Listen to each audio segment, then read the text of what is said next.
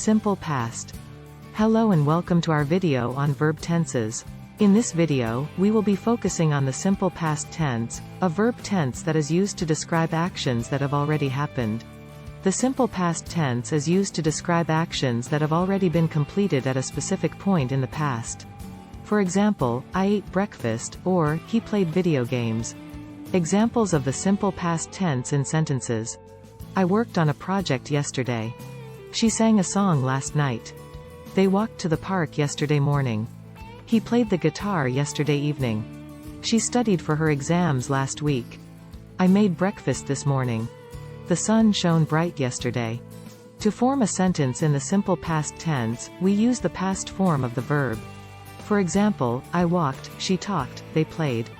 It's important to note that regular verbs in the past form usually have ed added to the base form, like walked, played, studied. Conclusion.